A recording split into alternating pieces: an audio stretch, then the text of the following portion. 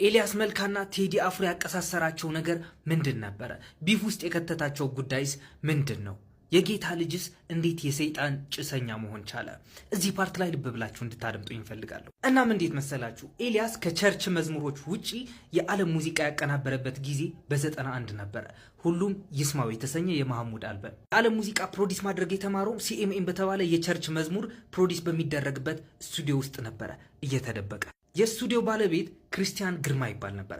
እናም ኤላ ወደ ስቱዲዮ ሲመላለስ የጊታር አያያዙ ይመቸዋል። ክርስቲያንም ይህ ልጅ ችሎታ አለው፣ ኤላ የውልህ ቁልፍ እየዘጋ ውጣ፣ ቁልፍ ይሰጠዋል። ኤላ ከዛ በኋላ የዓለም ሙዚቃ ፕሮዲስ የማድረግ ፍላጎቱ በጣም ከፍተኛ ሆነ። እናም አንድ ሁለት እያለ የዓለም ሙዚቃ ፕሮዲስ ማድረግ መማር በጀመረበት ሰዓት ከቴዲ ጋር ይገናኛል። እንዴት እንደሆነ ልንገራችሁ።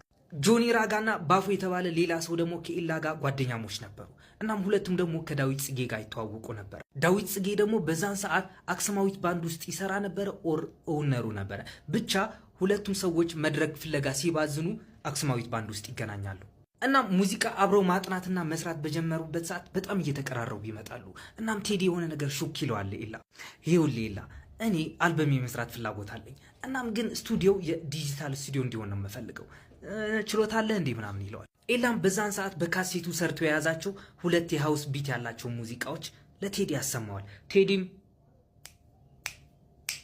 ቴዲ አጨበጨበ ማለት ደግሞ አብሮ የመስራት ፍላጎት አደረበት ማለት ነው። ከዛን ጊዜ በኋላ ነበረ አቦጊዳ የተሰኘችው አልበሙ ኤልያስ እንዲሰራለት በልቡ ቃል የገባለት። ግን ከዛ በፊት የሆነ ነገር ልንገራችሁ። ኤላና ሌሎች 6 ጓደኞቹ ጋር ሆነው አፍሮ ሳውንድስ የተባለ የራሳቸው ባንድ ይመሰርታሉ። ግን በዛን ሰዓት የሙዚቃ መሳሪያ አልነበራቸው። እናም ከግሩም መዝሙር ሸዋንዳኝ ኃይሉ እና ቴዲ አፍሮ ሙዚቃ መሳሪያ አዋጥተው ሽርክና ሆነው መስራት ጀመሩ።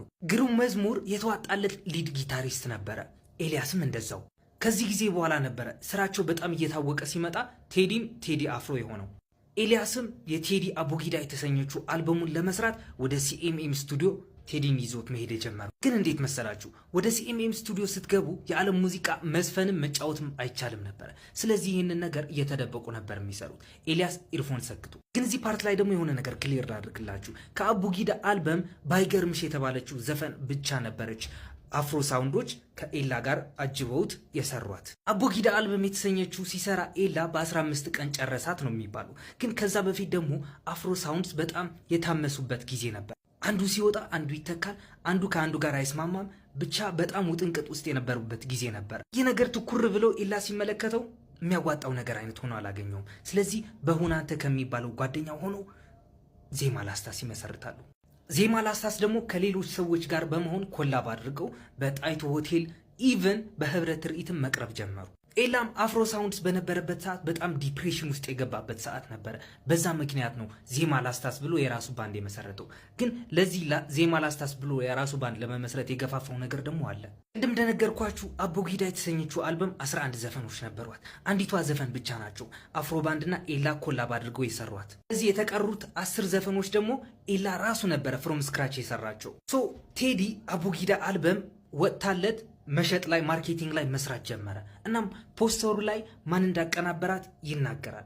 ካሴቱ ላይ ግን የኤላ ስም የለም፣ አፍሮ ባንድ ነው የሚለው። ይቺ አልበም በሬዲዮ በቲቪ ስትተዋወቅም አፍሮ ሳውንድስ እንደሰሯት ነበረ ቴዲ ሲያስተዋውቅ የነበረው። ግን በመጀመሪያ ጊዜ ቴዲ ኤላን ሙዚቃዎቹ እንዲሰራለት ኢንተረስት ባደረበት ሰዓት 2 ሃውስ ቢት ያላቸው ሙዚቃዎች እንዳሰማው ነግሬያችሁ ነበረ።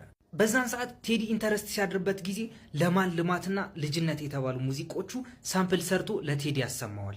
ግን ቴዲ ደግሞ በዛን ሰዓት አቦጊዳ የተሰኘችው አልበሙ ከሌሎች ሰዎች ጋር ጀምረዋት ነበረ። በፈለገው ሰዓት አናደርስም ስላሉት ነው ወደ ኤላ የመጣው። ስለዚህ አቦጊዳ አልበም ስትወጣ ደግሞ እዛ ቴዲ አፍሮ የሚል ስም አለበት። ቴዲ አፍሮ ማን እንደሆነ ኤላ በዛን ሰዓት አያውቅም። አፍሮ ሳውንድስ የሚል ባንድ እንዳለ ነው የሚያውቀው።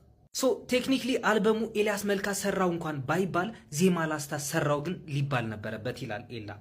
በዛን ሰዓት ኤላ ቴዲ ጋር ይደውላል።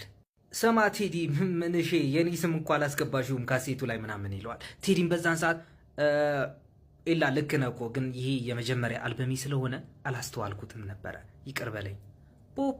ግን በብዙ ጋዜጠኞች ኢንተርቪው ተደርጎ ኤላ ሲናገር ስለ ቴዲ ማለት ነው፣ ቴዲ ለኤላ እንዳለውም ከሆነ አቦጊዳ አልበም አንተ ባትሰራውም ኑሮ አሪፍ ይሆን ነበረ። ስለዚህ አናካብድ በቃ ላሽበል ምናምን ይለዋል። ግን ከዛ በኋላ ኤላ ቂም መያዝ ምናምን የሚችል አይነት ሰው ስላልነበረ ነው ይቅር ብሎት ሁለተኛ አልበሙ የቴዲ ያስተሰርያል የተሰኘው አልበምን ለመስራት ዳርዳር ያሉት። ይቺ አልበም ለመስራት ብቻም አልነበረም ዳርዳር ሲሉ የነበሩት፣ ወደ አሜሪካም ኮንሰርት ለማቅረብ ሁለቱም ተያይዘው ይሄዳሉ። አሜሪካ በሚሄዱበት ሰዓትም ያስተሰርያል አልበም ኦን ደ ፕሮሰስ ነበረ። ኤላና ቴዲ ሀሳባቸው ይቺ አልበም በከፍተኛ ስቱዲዮ ቅንብር መሰራት ነበረ። ስለዚህ አሜሪካ እንዲሄዱ ይቺ አልበም እንዲጨርሷት ይነጋገራሉ። ግን አሜሪካ እንደገቡ የስቱዲዮ የኪራይ በጣም ውድ ይሆንባቸዋል። እናም ሁለት ሙዚቃ ሰርተው ይመጣሉ። ሁለቱም ሙዚቃዎችም ኢቴጌና ካብዳህላክ ነበሩ። አልበሙ እንደምታዩት 14 ሙዚቃዎች የያዘ ነው። ግን ደግሞ ኤላ ያቀናበረው 6 ዘፈኖች ብቻ ነበረ። ሌሎች የተቀሩት ደግሞ ዳዊት ጥላሁን ነበር ያቀናበራቸው። ግን አሁንም ቴዳ በመጀመሪያ ላይ የሰራውን ስህተት በአሁኑም ደገመው። ፕሮሞሽን ላይ ወይም ደግሞ ማርኬቲንግ ላይ የኤላ ስም ማስገባት አልቻለም። ኤላም በዛን ሰዓት ኦኬ በቃ ተስፋ ቆረጥኩ፣ በቃ ቴዳ አንተ የምትሆነኝ ሰው አይደለሁም ምናምን ማለት ይጀምራል። ሁለቱም በዛ ምክንያት ከተለያዩ በኋላ ነበረ ኤላ ታሞ የዳያሊሲስ እጥበት በሚያካሄዱበት ሰዓት ቴዳ ወደ ኤላ የመጣው። ግን ቴዳ እንዴት ወደ ኤላ ተመለሰ? ምክንያቱም ኤላ ለቴዳ ሽማግሌ ልኮለት ነበረ እንዲታረቁ። ሲገናኙም ተቃቅፈው እንባ በእንባ ሆነው ነበር የታረቁት ይባላል። እናም ይህንን ቪዲዮ ሲሰራላችሁ የከተማው መናኝ ከተባለው መጽሐፍ መሰረት በማድረግ ነው። እናም እስካሁን የለፈለፍኩትን ነገር ከተመቻችሁ፣ ግዴታ ነው ሊመቻችሁ፣ ላይክ ማለት እንዳረሱ ፕላስ ምልክቷንም ተጫኑልኝ። ይመኝ